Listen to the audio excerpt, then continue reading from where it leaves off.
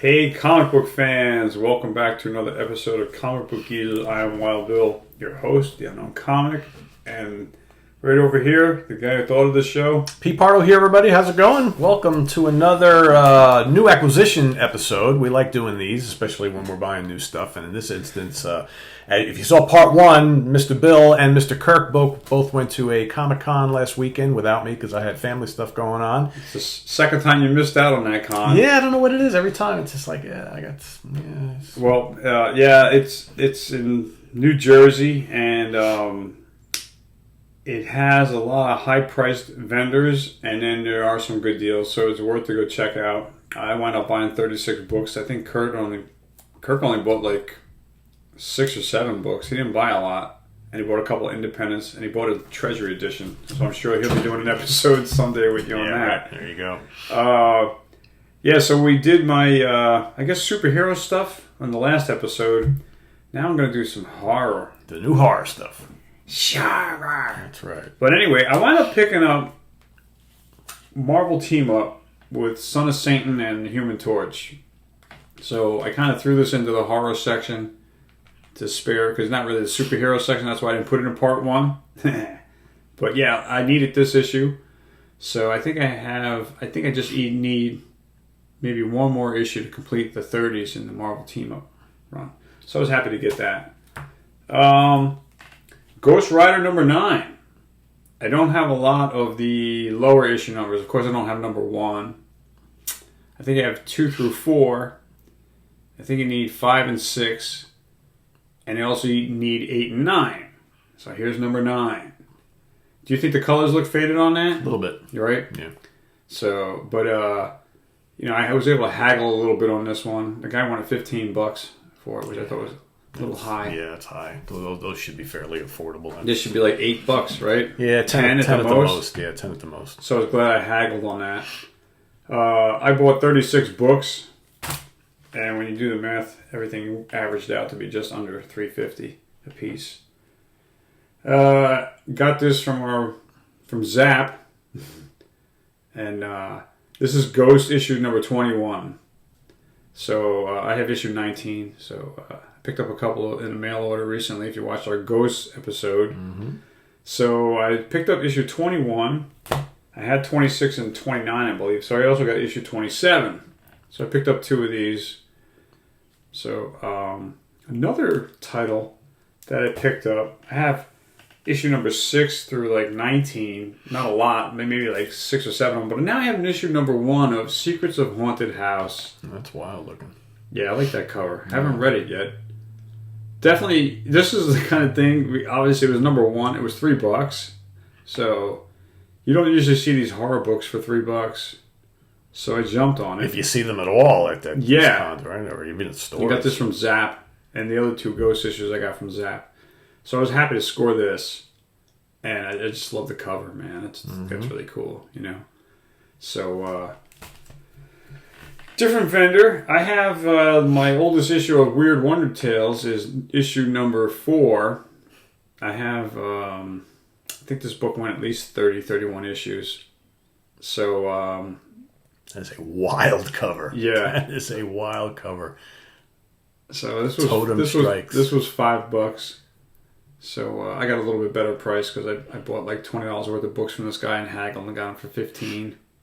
So you don't see this book, but these ironically are usually reprints of other Marvel horror books from like 1972, 73. And this book, this is probably a 1975 or a 76 issue, a 25-cent book.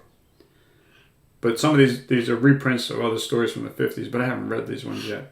But Weird Wonder Tales has a lot of cool covers. Yeah, they do. Yeah. So I was happy to grab that. And then issue 15 of Weird Wonder Tales. I was happy to score these. And then Kirk shows me, I'm ready to leave, and he's like, "Hey, did you see this book? I was thinking of you." Pulls it out of a dollar bin. And I don't have my glasses on, my reading glasses, and I thought this was issue number 1, but it's really issue number 14. But the cover is just great, you know? this vase gets knocked over and there's a cobra, and this poor girl in a wheelchair reading her book in front of the fireplace. She's got some trouble to deal with. Yes, she does. Stay still, don't move. Stay still. Tell you a little snake story. When I was 12 years old, I walked into a barn. I was exploring. I moved into my parents and I, we moved when I was 12 to like a real wooded area. A lot of farmland and stuff. And I walked inside an old barn. And I was going up the steps, which there was a rectangle shaped barn. No windows, just a doorway at the bottom left. And as I went up the staircase, when your head breaks the plane of the stairs, I was eye level with the second floor and it was dark up there. And I turned to my left and looked at the left wall and I could see a snake's body right here. Wow. Real close. It was a black snake, you know? Mm. And he was all coiled up, but he was about this long and he was coiled up, so he's got to be twice as long. And I knew it was a snake because, like, you know, the snake scales? Oh, yeah. So I could see the snake scales through the sunlight coming up through the doorway, and I just stayed still. I was like this chick, freaking out. Yeah, I would have been terrified. And I stayed that close. Oof. Yeah, like this close, man. Oh, no. And I just froze because they say don't move if you get near a snake if you don't want to get bit. Yeah. And you know the only poisonous snakes really in New York State are copperheads, and they're a chicken. They flee when they see you. They take off. And there are rattlesnakes, but they're more upstate, but they're in this vicinity. But anyway, I stayed still and didn't move. And I couldn't find his head. And I stayed there for like 3 minutes and I didn't move. And then finally I saw something move. And it was his tongue. He's smelling me. Oh, yeah. But he had a perfect view of the second floor. He was long enough he could crawl right over the gap of the staircase and go after any mouse that he saw. And I would walk right in his line of fire. And once I saw his tongue, I kind of walked right back down the steps. And he didn't bother me. So yeah, that he's just as much afraid of you as... I was just glad I didn't reach out. I mean, if he bit me, I wouldn't have died. It just would have hurt probably. You know, he wasn't poisonous. I don't think they have fangs anyway. Yeah. They just usually swallow their mice. You know, they kind of constrict them. But anyway, Kirk looking out, found this for $1. Same vendor. Then I go through and I go, oh, weird war tales. Oh, now, people ask us to do war comic episodes, but we don't have a lot of war comics. I have one of these from my buddy Joe, and it was issue, I believe it was issue 19 he gave me. So this is issue 17. These are all $2. This one is issue 14 and issue 10. And I like them because they're all 20 centers, you know, and they're kind of, you don't see these at cons very often. No. And usually they're higher priced. So for $2, how can you go wrong, you know? Mm-hmm. So I picked up $7 worth of books from this guy. And I offered him $5, and he went for it. So that was cool. And Kirk bought some stuff from him, too. Then there was this other vendor who I've shown off the other books, Tales of Suspense, and What If the Avengers Had Never Been. And then I saw this Tales of the Unexpected, right? This is a book from it's a 12-center. This book is from 1966, and it's issue 99, and it's now the oldest Tales of the Unexpected in my collection. Mm-hmm. My oldest one prior to this is issue 106. So I just bought this for the fact that it's old, and the guy wanted $10, but I was able to haggle with him. I picked up like $23 worth of books and got away spending $15. I love the title, Rampage of the Energy Being. Yeah. Not the Energy Man. And this is the being. DC back in the day with the checkered flag across the top. Yep. So I knew my other book. So this, I opened this up. I haven't read it, but this is from 1966. So I just like the cover, man. You know, this is what comics is kind of all about, you know. And it's a horror book. I just, you know, it fits the time, you know. Even though it's the 60s, it kind of has that 1950s feel to it, you know. Yep. That 50s horror style, you know. So I just thought this was a must-have, you know. The visual impulse, you know. So and I saved my favorite cover for last on this. I wound up getting a cover of an issue of Dead of Night, This title only went 11 issues. It was bi-monthly. But this, by far, I think, is one of the greatest covers in that run. And you don't see this one very often. This is the first time I've ever seen this book, ever. It's not like I've seen this book and it was too expensive and I passed on it. This guy wanted $7 for it, so I was able to haggle. But he had issues 2 and 5, but they were $15 a piece. And 2 and 5 just don't look as good as this cover. So this was half the price of the other 2 books. You know, I didn't want to grab the other 2 at $30 and try to haggle and say, hey, I'll give you 20 or 15. It wasn't going to happen, you know. Yeah. I wound up walking up to that vendor with $40 worth of books and walked away spending $30. So I was happy to get this, man, and I hope you're happy to see it. Happy to show it off. Yeah, I'll get around to reading this someday.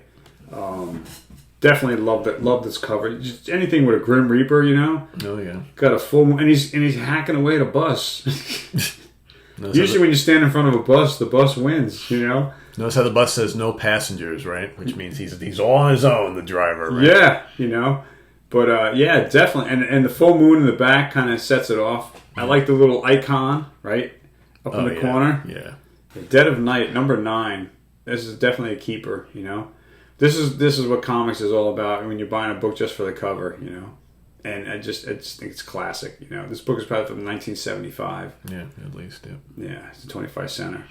So that's it for my horror collection on the recent Comic-Con, guys. Clifton Comic-Con, is that what it's called? Yes, that's what it was, yep. And they don't do anything in the summertime, one of the vendors told me, because, you know, everyone goes to the Jersey Shore, you know. Yeah. So there might be 1 or 2 more months of it, you know.